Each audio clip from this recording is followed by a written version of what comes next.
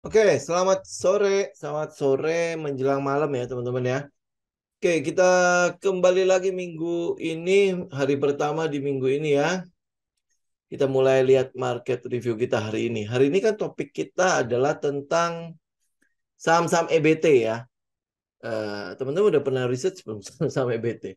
Ya, nah tapi nanti kita lihat bareng-bareng ya. Oke, ya kita lihat dulu indeks harga saham gabungan hari ini keren ya. Lumayan keren lah. Pokoknya pagi dia Maksudnya sempat gue turun. kepencet ini. Sorry, sebentar. Oke, ya. Jadi pagi dia sempat turun, ya turun lumayan. Kemudian menjelang sore, berarti sesi kedua ya dia udah mulai ya di atas jam 2 kali ya, jam 2 jam 3-an tuh. Kemudian closing lumayan gede. Ya, nah ini teman-teman bisa lihat ya, candle hari itu sih kalau lu baca candlenya itu sudah mengindikasikan adanya peluang bullish. Bener ya? Ya ini kalau kita baca candlestick kan kurang lebih begitu ya. Nah, jadi ya walaupun ini belum ya, ini baru indikasi tok. Jadi saatnya ya teman-teman lebih bersiap lagi. Jadi benar-benar udah mulai kerja keras lah ya. Analisa saham mana yang kira-kira bisa lu bawa kalau nanti dia tembus 6.960 ya. Jadi ini kita udah mulai nih ngeset. Oke. Nah, terus habis itu kemarin kan ada yang itu ya, ada yang bingung gitu. Kita lagi ngomongin apa? Nah, buat teman-teman yang baru ya, baru nongol, baru bergabung, bisa lihat video-video kita sebelumnya. Jadi kita bisa ngikutin kita nih.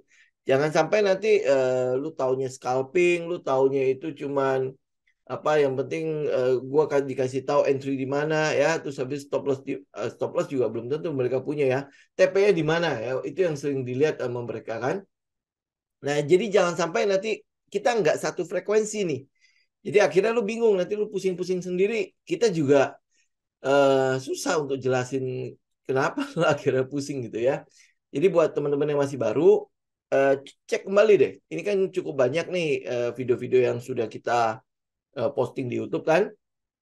Jadi cek kembali agar bisa ngikutin kita. Kalau nggak nanti nggak keikut sahamnya udah di mana-mana baru lu kejar ya. Atau mungkin sahamnya nanti nggak kemana-mana atau sahamnya mungkin udah turun ya, lu baru baru mulai masuk sayang gitu ya. Ya. Oke. Ya, nah hari ini pokoknya udah indeks indeks udah seperti itu ya. Jadi memang kita udah lihat memang peluang untuk dia punya apa peluang untuk dia bullish itu gede. Cuma memang seasonal untuk Agustus kan memang tidak tahu bagus-bagus banget nah. Cuma kalau lihat dari teknikal lagi, kalau Agustus koreksi itu wajar karena dia udah naik cukup tinggi ya. Nah, koreksi ini adalah koreksi yang wajar pada indeks. Nah, di sini teman-teman bisa cek ya, bisa cek emiten-emiten yang mungkin teman-teman sudah punya itu stronger than the market nggak? Ya, atau teman-teman lihat ya, dia kan turun nih, atau saham-saham kita nggak turun, atau saham-saham kita bertahan, atau saham-saham kita juga koreksi gitu ya, koreksi tapi koreksi tidak lebih besar daripada indeks misalnya kayak gitu ya, atau dia mungkin penurunannya tapi penurunannya juga terbatas ya, jadi ini adalah kesempatan buat teman-teman juga ngecek kekuatan dari emiten-emiten yang sudah lu pilih ya. Oke. Nah, kita bicara hari ini adalah bicara mengenai EBT. Nah, pas saya cek, saya research, kok kayaknya tidak terlalu menarik-narik banget. Bukan masalah tidak menariknya ya. Bukan masalah EBT-nya tidak menarik. EBT memang trennya sudah berkembang, tapi begitu kita cek ke saham-saham EBT-nya, itu sahamnya udah lumayan tinggi. Ya, bahkan kalau kita lihat udah mulai ada di fase-fase distribusi malah. Jadi kalau benar-benar bicara mengenai EBT itu ada 4 saham ya. Ini yang saya cek ya, ada 4 saham. Di situ ada Arko, di situ ada KIN, di situ ada Sema atau gimana teman baca SEMA gitu ya. Kemudian satu lagi J-Sky. Ya, J-Sky ini kalau ini murni ya EBT-nya ya. Nah, teman-teman kalau lihat itu, nih kita lihat teknikalnya ya. Buat teman-teman di IG, silakan buka bareng-bareng ya. Kita lihat Arko dulu. Nih, Arko Hydro. Ini kan Hydro ya, berarti berhubungan dengan air ya. Nah, teman-teman kalau lihat Hydro, itu dari IPO dia sudah di atas nih. Nah, dia udah di atas banget tuh. Ya, dan sekarang memang dia di area konsolidasinya, area atas nih konsolidasinya.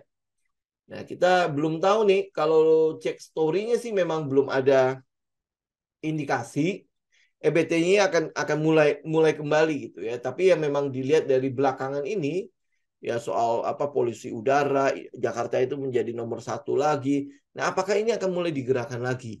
Ya karena kalau lu cek nih kan ini kita bicara mengenai apa? Kalau Jakarta polusi yang disalahkan itu mobil dan motor.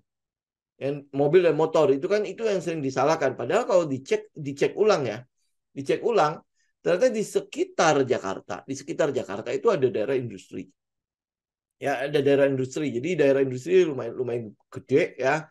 Kemudian ada tadi saya hitung berapa ya? Ada sekitar 4 atau 5 PLTU yang masih menggunakan batu bara dan beroperasi di sekitar Jakarta.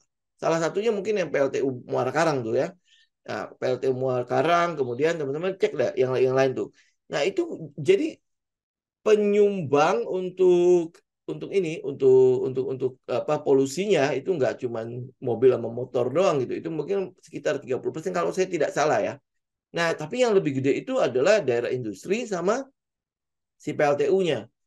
Nah, ini ya teman-teman jadi ini ada trigger lah, ada sebuah trigger apakah nanti EBT akan dibicarakan lagi. Ini kan udah mulai tuh ya udah ganti kendaraan listrik. Sebenarnya itu bukan sebuah solusi yang bisa kita pakai segera. Ya, ini apalagi nambah ladang terbuka hijau itu juga belum belum tentu akan langsung mengurangi apa polusi yang ada kan. Nah, ini balik lagi ke EBT ya. Nah, kalau kaitannya ke situ, kenapa? Oh, sorry.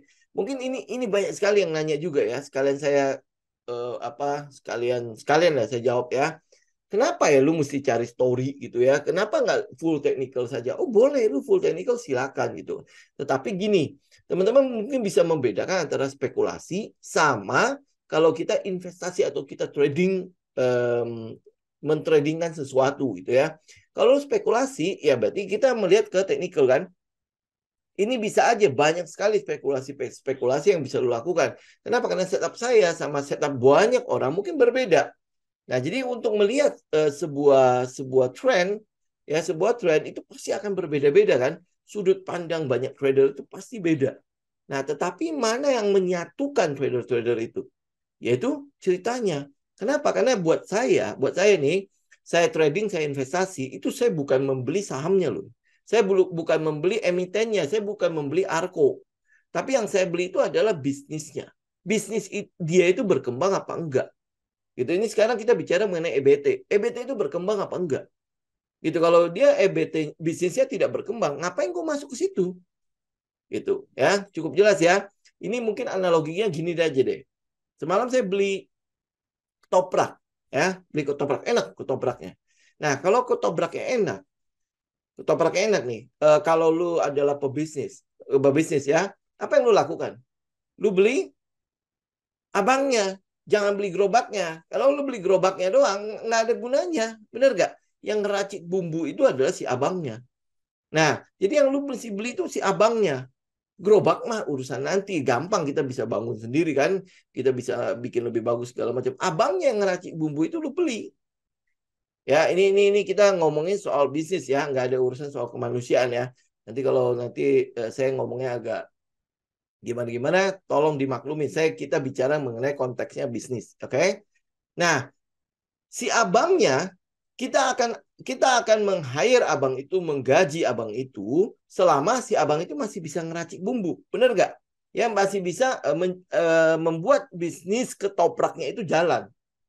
Ya, nah tetapi begitu si abangnya tidak sanggup lagi ngeracik bumbu, apakah lu masih mempertahankan si abang itu? Oke, ini mungkin kedengaran agak kasar ya. Nah, saya balik ke trading ke sahamnya ya. Jadi kalau saham itu memang dia sedang trending, dia sedang berkembang, yang kita beli apa? Bisnisnya yang sedang trending itu. Tapi begitu trennya sudah habis, lu masih mempertahankan saham itu? Enggak. Ya, sudah tidak. Oke? Tadi mungkin agak kasar ya. Kalau ada abang ketoprak, saya minta maaf ya. Ya, itu yang kita beli, itu bisnisnya yang kita beli. Karena itulah makanya kita butuh tahu story-nya. Kenapa si gajah itu punya alasan untuk membeli saham itu? Ya, ngapain lu susah-susah nyari itu? Mendingan lu full technical aja. Nah, itu yang kita nggak bisa. Kenapa? Karena prinsip kita kayak ikut gajah. Nah, gajah itu punya alasan untuk masuk ke sebuah saham, masuk ke sebuah bisnis, jangan bilang saham deh. Dia masuk ke sebuah bisnis, dia punya alasan. Nah, lu sebagai retail yang mau ikut dia, ya lu mesti cari tahu dong apa alasannya dia. Gitu. Mungkin kita masuk tidak di di saham yang sama, emiten yang sama, tapi bisnisnya sama. Ya, paham ya? Kayak misalnya contoh ya, mungkin perbankan lagi bagus. Oh, si gajah-gajah masuk mana? Masuknya pasti BRI, BMRI, BBNI, itu segala macam kan? Nah, karena bisnisnya bagus, ya lu masuk ke situ juga ya. Kalau lu punya uang gede ya silakan. Tapi kan kita tahu ya, yang gajah-gajah itu, yang gede-gede, yang raksasa-raksasa itu kan naiknya ya sangat membosankan kan? Ya, karena itulah kita mau lihat bisnisnya apa. Nah, kita lihat ada potensi nggak di second layer, second liner yang gerakannya tinggi-tinggi, yang menyenangkan lah, ya menyenangkan buat kita, ya kan? Karena uang kecil bisa jadi uang gede, ya toh. Nah, tetapi jangan mikirin bonusnya ini dulu, nih jangan mikirin yang soal wah nanti gue bisa beli Ferrari, gue bisa beli ini, jangan dulu itu. Lu kerjain dulu PR lu. Ya kita cari dulu alasannya dia, kenapa ya alasannya dia masuk ke situ. Oh bisnisnya ini nih, ya. Nah baru lu cari nih, gue belah mana ya emiten yang gue harus pakai menjadi kendaraan gue, gitu kan. Kalau kendaraan para gajah raksasa itu mungkin Alphard ya, atau mungkin Mercy segala macam kan. Oh kita kayaknya nggak di situ deh, sewa kan mahal kan.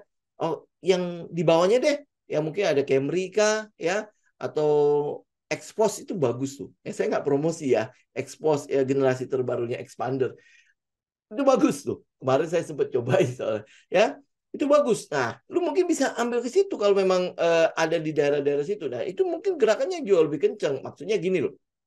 Gerakan lebih kencang. Mercy itu kalau kalau lu nyetir, lu pasti akan lebih hati-hati. Kenapa? Karena kegores sedikit susah kan? Ya, satu panel itu bisa berapa puluh juta untuk dicat ya. Tapi beda kalau misalnya lu pakai expander, lu pakai mobil yang di bawah itu ya, satu panel mungkin jauh lebih murah kan, gitu kan. Nah jadi kita bisa agak-agak berani gitu, agak-agak agresif gitu ya. Jadi itu ya kurang lebih ya.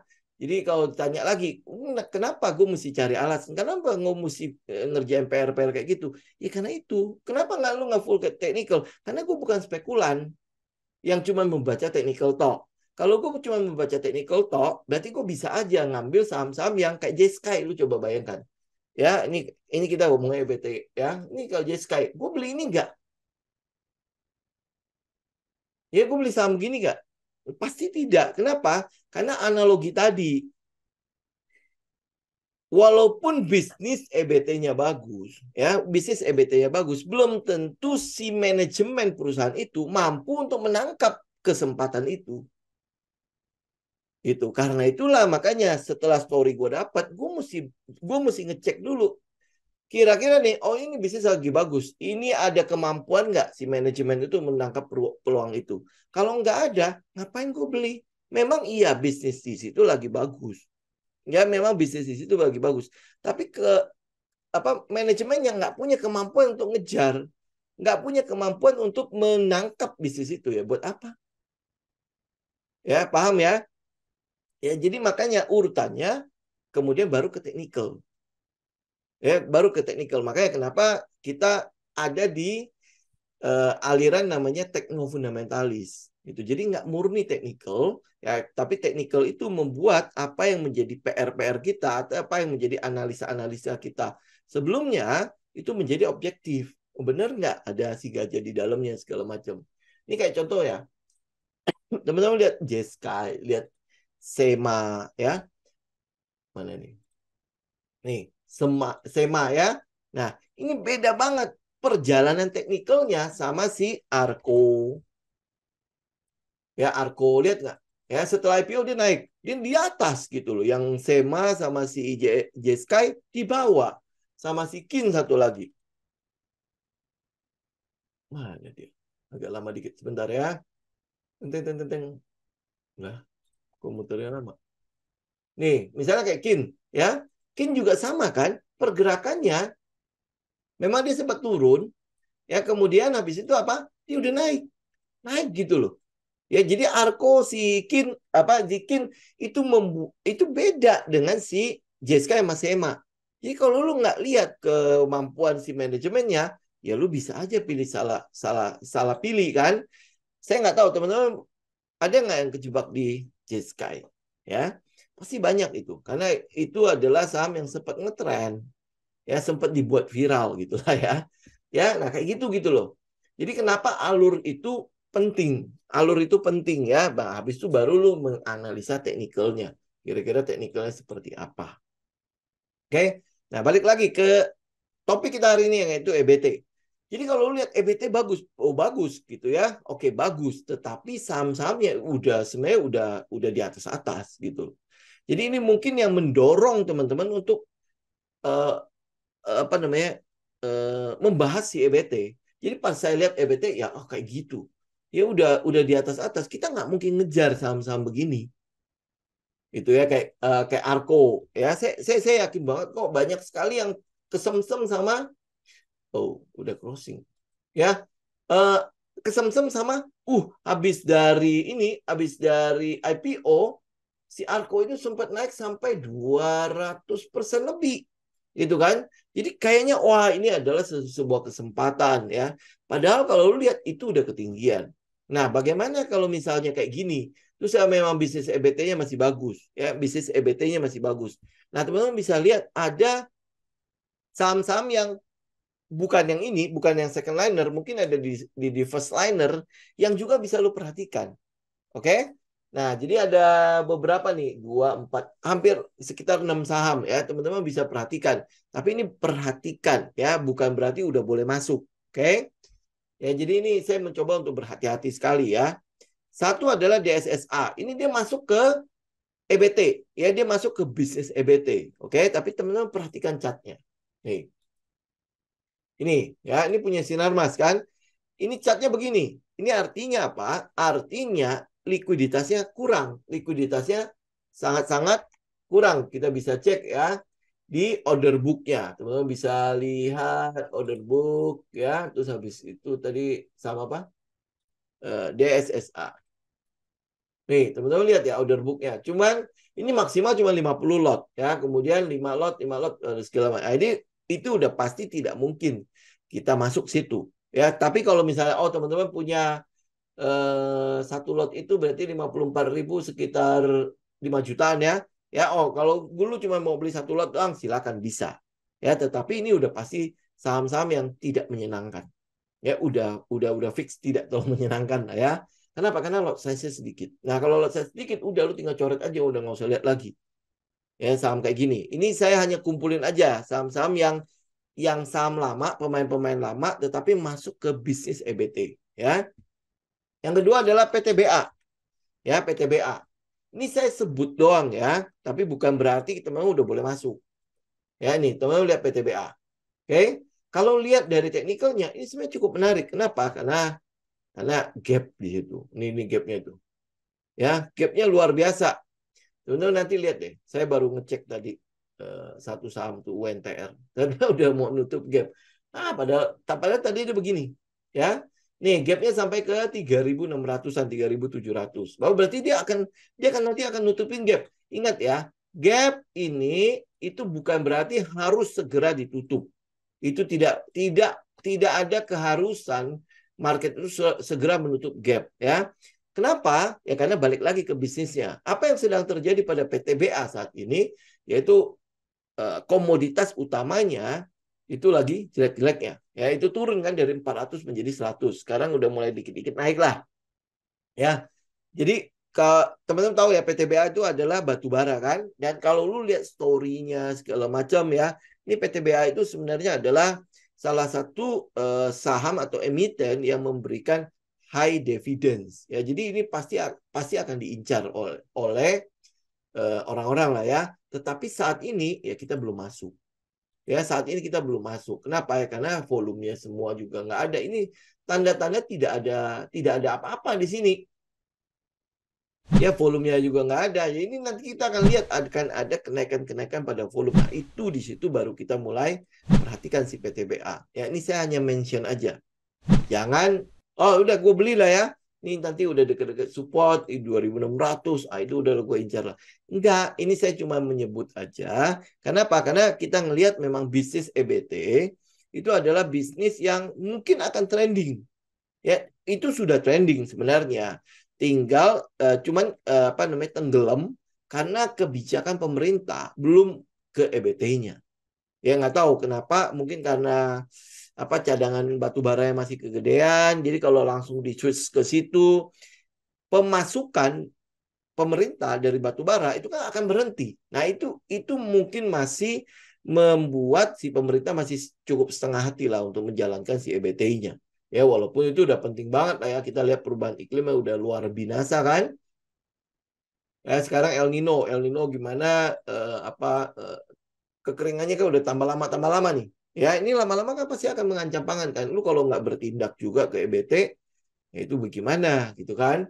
Nah, itu juga mungkin kebijakan-kebijakan banyak lah ya, yang banyak kepentingan yang mesti diituin. Nah, teman-teman juga lihat si PTBA-nya. PTBA kalau lu ini sekilas aja ya, nanti lu bisa cek story-nya jauh lebih lengkap ya. Dia udah mulai masuk ke panel surya, kemudian kemarin kan dia udah sempat beli itu yang PLTU Pelabuhan Ratu tuh. Ya, ini nggak tahu apa sih kepentingan manajemen membeli PLTU itu. Kan kita udah lihat kan, itu sangat nggak masuk akal gitu loh. Dia membeli PLTU itu. Sedangkan PLTU itu kan harusnya udah suntik mati kan. Maksudnya batu bara itu penggunaan batu bara kan harusnya udah mulai suntik mati kan. Nah, apakah PLTU Pelabuhan Ratu ini akan diubah menjadi salah satu percontohan proyek gasifikasinya? Masih ingat nggak sih ada proyek gasifikasi? Ya, jadi gasifikasi itu bagaimana mengubah si batu baranya itu menjadi gas. Jadi akhirnya nanti bisa dipakai. Ya mungkin mungkin hitungannya itu adalah kalau batu bara dijadikan gas itu lebih ramah lingkungan. Ya mungkin ya, saya nggak tahu ya. Teman-teman bisa cek lah. Jauh lebih lengkap lagi. Ya kemudian kalau sepanjang jalan tol yang ada di Bali, ya tol yang itu loh, tol yang di atas laut tuh, nama tolnya apa lagi namanya saya lupa. Ya itu kan semua penerangannya sudah dipakai panel surya. Dan itu kerjasama antara PTBA sama Jasa Marga. Masih ingat kan? Ya. Nah, itu tujuannya apa? Mungkin saja itu PTBA sedang show off gitu loh. Gua ini serius ya. Dari yang sekarang fosil menjadi mau masuk ke yang energi hijau. Ya mungkin ya nanti mungkin dia akan trading karbon atau apalah ya, kita nggak tahu nanti. Tapi ini arahnya dia sudah kasih tahu gitu loh. Dia sudah kasih tahu. Ini mungkin arahnya akan ke situ. Tapi kalau lu lihat dari teknikalnya, kalau fundamentalnya ada yang meragukan PTBA, hampir nggak ada ya. Nah, kalau nggak ada, ya udah lu lihat teknikal sekarang. Kalau teknikalnya masih belum menunjukkan apa-apa gitu loh. Ini kayak apa ya? Kayak rumah hantu gitu loh, masih kosong. Ya, masih kosong. Lu kalau mau cicil sekarang, mungkin akan lama sekali. Kita nggak tahu kapan dia akan bangkit dengan volumenya. Karena ini sekarang dalam keadaan kosong nih, sepi nih. Ya lihat dari volumenya nih.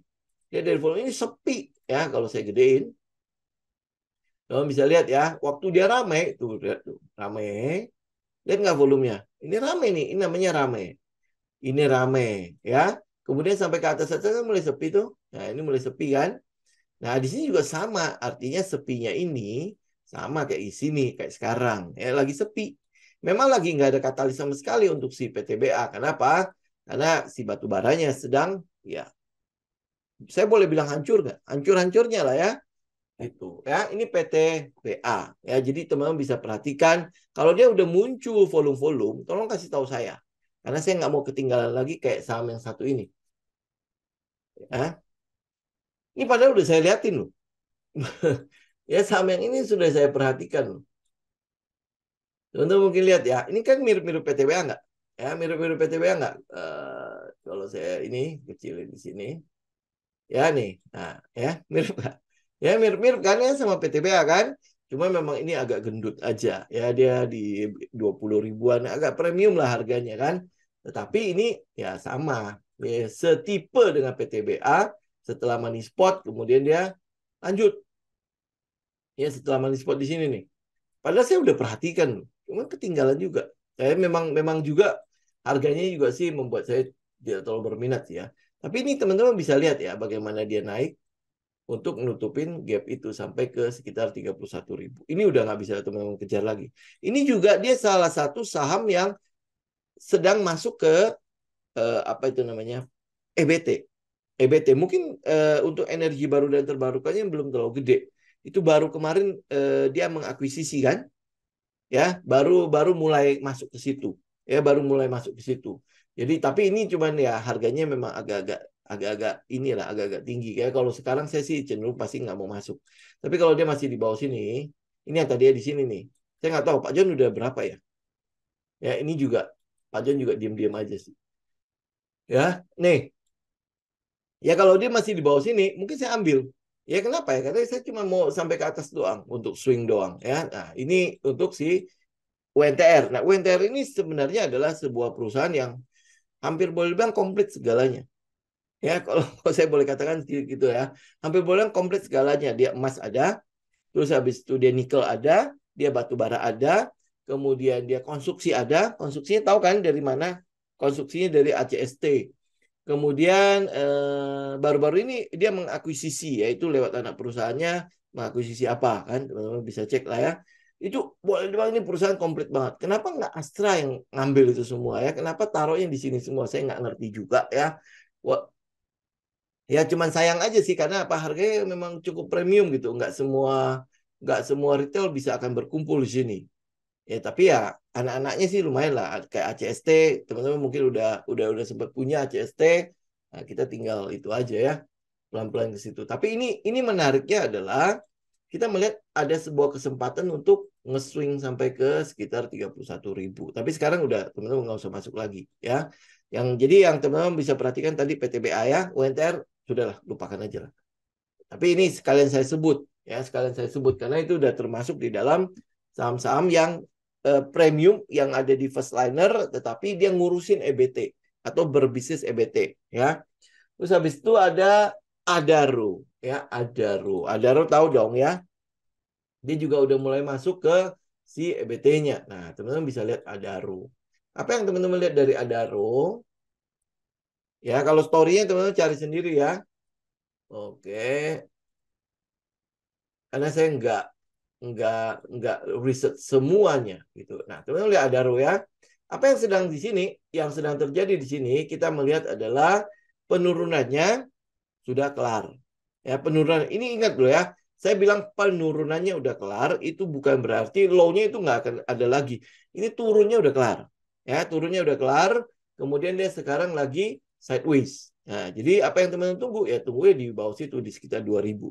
Ya kalau dia bisa nanti turun ke bawah situ lagi di 2000, nah itu adalah daerah-daerah di mana nanti likuiditas pasti akan nongol. Ya lihat daerah sini nih. Ya saya kotakin aja. Nih ya, jadi sekitar 2000. Jadi teman-teman nanti cek ya, cek nanti dia akan sampai ke situ, lihat ada volume yang nongol nggak setelah di 2000. Ya, kalau ada volume yang nongol, you know lah. Jadi artinya nanti ke depannya 2000 itu lu perhatikan, itu haltenya. Ya, itu haltenya. Nah, mungkin ini masih akan agak lama, tapi teman-teman udah bisa mulai perhatikan. Oke? Ini Adaro ya, story-nya lu cari sendiri deh.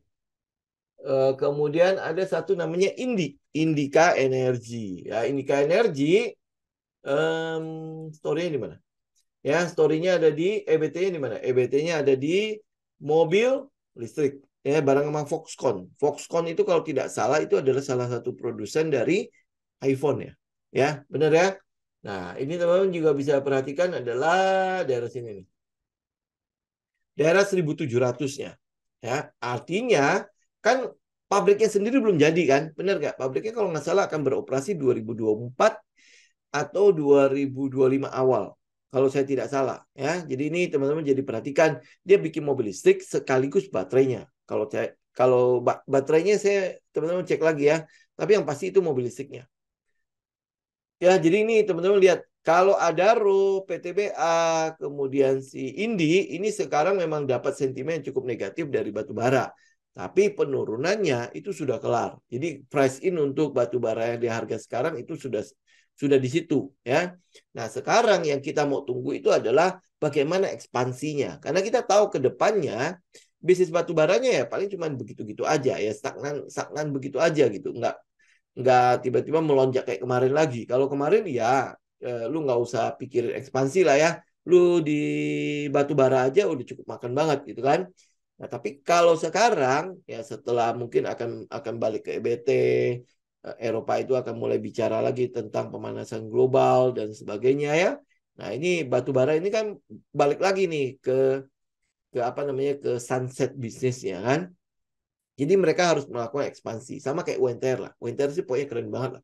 Cuman harganya itu nggak bisa turun lagi kayak ya.